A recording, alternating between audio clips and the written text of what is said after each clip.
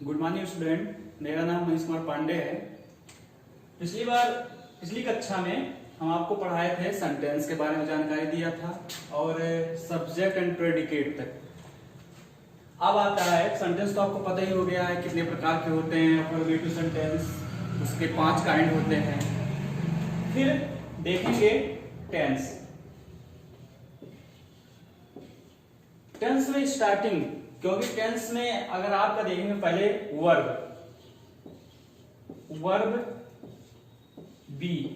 Verb B जिसमें आपका is, am, are, was, वर। आगे आपको बताया जाएगा कि वर्ब भी 2 प्रकार के होते हैं, फाइनाइट, इनफाइनाइट। लेकिन जो बेसिक जानकारी है वो आपको हम बता दे रहे हैं। Is, am, are, was, were. Sentence में कोई भी is, am, are, was, were आपको हिंदी में है, हूं, हो, था, थी, थे। जैसे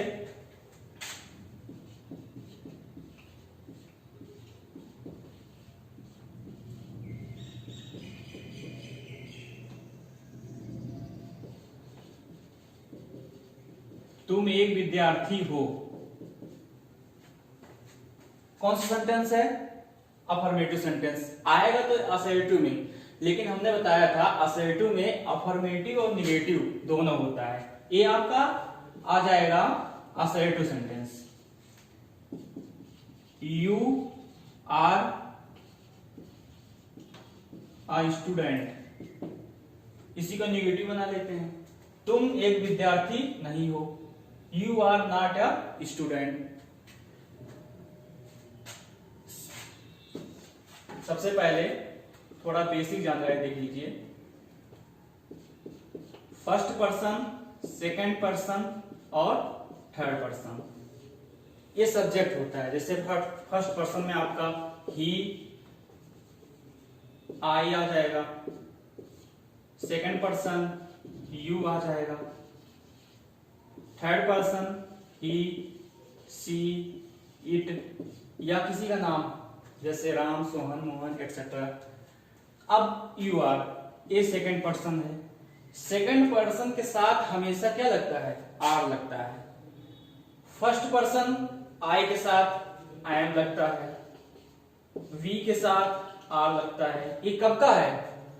जब आपका किसमें हो? प्रेजेंट में हो। आगे जब आपका टेंस के बारे में बताएंगे हम, तो उसमें आपको जैसे टेंस के काइंड होते हैं, present tense, past tense, future tense, तो बताएंगे कि कहाँ कौन सा प्रेजेंट है, कौन सा पास्ट है, कौन सा फ्यूचर है।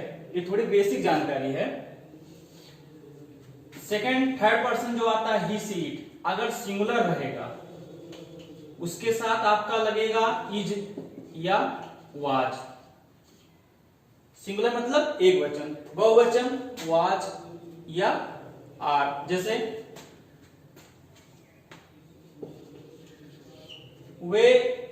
वे लोग दौड़ रहे हैं, ये टेंस में आ जाएगा। दे आर रनिंग, दे के साथ आर लग जाएगा।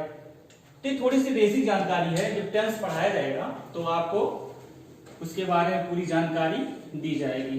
तो थोड़ा सा सेंटेंस जैसे बनता है बोलचाल की भाषा में, सबसे पहले हम देख लेते हैं। Use of has, have, had. और एक चीज आपको बता दें कि आप चैनल को जो है सब्सक्राइब कर लीजिए, क्योंकि जिससे आपको हमेशा नोटिफिकेशन मालूम रहे लाइव वीडियो कब पढ़ा है। अभी लाइव नहीं चल रहा है, जब भी लाइव वीडियो अभी स्टार्टिंग हो जाएगा, आपका टेंस आ जाएगा तो एक क्लास चलेगा, उसमें आप ऑनलाइन चैट भी कर सकते हैं कि सर हमको एक क्वेश्चन, अब यहाँ पे हम बता दे रहे हैं, कोई बताए आपको समझ में नहीं आया तो आप इसमें नहीं बता पाएंगे कि हमको क्या समझ में आ रहा है। और लाइव पढ़ाएंगे तो आपको आप पूछेंगे सर ये नहीं आ रहा है, तो हम जवाब आपका दिया करेंगे। तो इसलिए सबसे पहले जरूरी आपको चैनल को सब्सक्राइब कीजिए और लाइक तो जरूर कीजिए। अब देखिए, use of has, have, had, इसका अर्थ होता है पास या रखना, पास या रखना। एग्जाम्पल देख लेते हैं।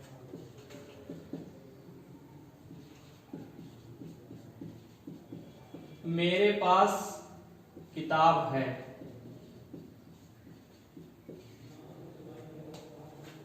अभी आपको बताएं, मेरे पास तो सबको पता ही होगा इतना कि मेरे का इंग्लिश क्या होता है, आई होता है। अब मेरे पास आया ना, पास या रखना, मेरे पास अभी क्या है, प्रेजेंट में है। ये दोनों आपका प्रेजेंट में रहेगा, ये जब पास्ट में रहेगा तो क्या हो जाएगा, हैड हो जाएगा। मेरे पास, आई हैव बुक, मेरे पास किताब है। इसी को निगेटिव बना लीजिए, मेरे पास किताब नहीं है, I have not a book. मेरे पास किताब था, तब क्या हो जाएगा, आई हैड बुक। उसके पास किताब है, he has a book. Interrogative sentence आपको बताया था, सेंटेंस में इंट्रोगेटिव भी आता है। इंट्रोगेटिव जब आ जाएगा तो जैसे तुम्हारे पास किताब है, तो have you a book, question mark ये होता है। ये आपको बेसिक जानकारी दिया जा रहा है, क्लास आपका रेगुलर चलेगा। स्टार्टिंग अभी आपको सेंटेंस बता दिया, अभी सेंटेंस बताया कि सेंटेंस कैसे बनता है, क्योंकि ये टेंस का ही एक फॉर्म है, बेसिक जानकारी टेंस का। आगे जब आपको लाइव हो जाएगा, लाइव क्लास जब चलेंगी तो धीरे धीरे स्टार्टिंग आपका अभी 4-5 दिन लगातार टेंस चलेगा। टेंस में सब कुछ है, पैसिव टेंस से ही पैसिव बनता है, उसके बाद से आपका डायरेक्ट इनडायरेक्ट बनता है, फिर आपका आगे जाएंगे तो पैसेज बन जाता है, वो जरूरी है। तो इसके लिए आप पहले इसको सब्सक्राइब कीजिए, जिससे हम लोग का भी मनोबल मोटिवेट हो सके आपको पढ़ाने के लिए। अब देखिए, ये आपका है पढ़ा दिए हम।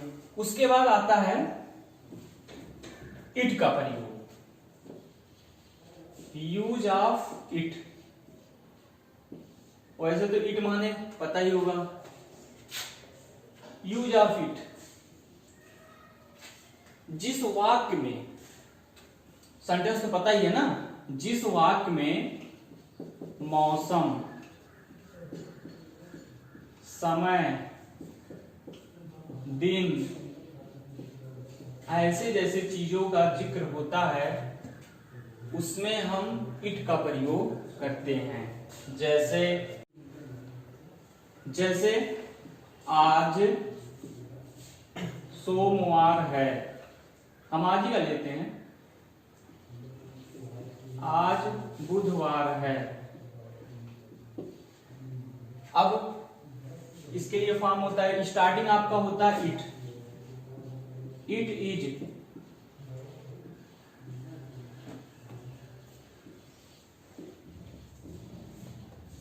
इट इज वेडनेसडे टुडे, आज बुधवार है। समय का देखते हैं कितना बज रहा है, 5 बजे हैं।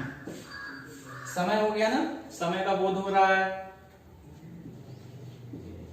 इट इज 5 o'clock, ये आ जाएगा इट का प्रयोग।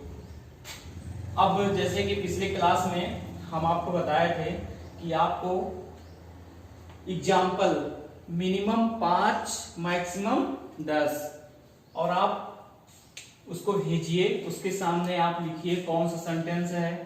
और इसमें भी आप, जैसे हम दे दे रहे हैं आज बुधवार, आप अपनी तरफ से बनाइए, बुधवार की जगह पे सोमवार, मंगलवार, बृहस्पतिवार लिख के उस तरह को बनाइए। अब इसमें भी आपका क्या हो जाएगा, ये तो असर्टिव सेंटेंस हो जाएगा, यानी कि अफर्मेटिव। नेगेटिव बना सकते हैं कि आज बुधवार नहीं है,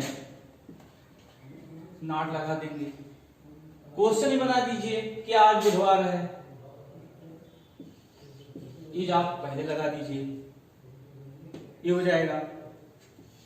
ऐसे ही सेंटेंस अफर्मेटिव, नेगेटिव, इंट्रोगेटिव तीनों का बताइए। और अभी तक किसी भी बच्चे ने भेजा नहीं है, जो हमने कहा था कि आप 5-10 भेजिए, किसी ने भेजा नहीं है, तो प्यारे बच्चों भेजिए, क्योंकि हम लोग कोशिश कर रहे हैं कि आप कहीं से कहीं कहीं अच्छा पढ़ सकें, पढ़ाई हो सके आपका। अब आगे देखिए, इट का प्रयोग हो गया। अब आता है देयर। देयर का अर्थ एक तो होता है, देयर माने वहां, लेकिन यहां पे नहीं। जिस वाक्य में लिखना चाहिए वैसे लिखना नहीं चाहिए, क्योंकि लिखने से वो चीजें वहीं रह जाती है। आप ध्यान सुनिए, देयर का प्रयोग जिस वाक्य में कहीं होना या ना होना, किसी का वाक्य, किसी का या किसी भी चीज का या कहीं का या किसी आदमी का होना या ना होना पाया जाता है, वहां पर देयर का प्रयोग होता है। जैसे आप कहानी पढ़ते हैं, एक राजा था। अब बताइए, अब यहाँ पे किसी का होना पाया जा रहा है ना, एक राजा था। यहां पे हम देयर से शुरुआत करते हैं। देयर वाज अ किंग, एक राजा था। नेगेटिव बना दीजिए, एक राजा नहीं था। There was not a king. क्या एक राजा था? इसी को पहले कर दीजिए। तो आपको बनाना अफर्मेटिव, नेगेटिव, इंट्रोगेटिव। नेगेटिव देखिए, अब क्वेश्चन है। अब आगे आपको अभी उतना नॉलेज हुआ, जैसे टेंस में आ जाता है, एक बुढ़िया रहती थी।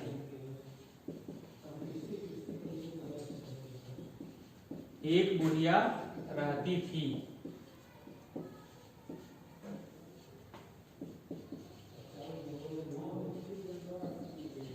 अब देयर लिव्ड,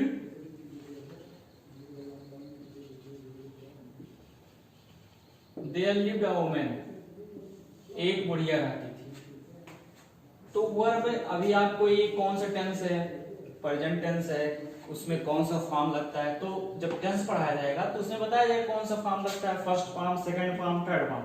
लेकिन उसके पहले बेसिक जानकारी है, इज एम आर। अब इज एम आर, मैं एक स्टूडेंट हूं, आई एम स्टूडेंट। इट का प्रयोग कहीं पे दिन समय दिया हो आप यूज कर सकते हैं, आज बुधवार है, आज सोमवार है। देयर का प्रयोग एक बुढ़िया रहती थी, एक राजा था, एक रानी थी, ये स्टार्टिंग है।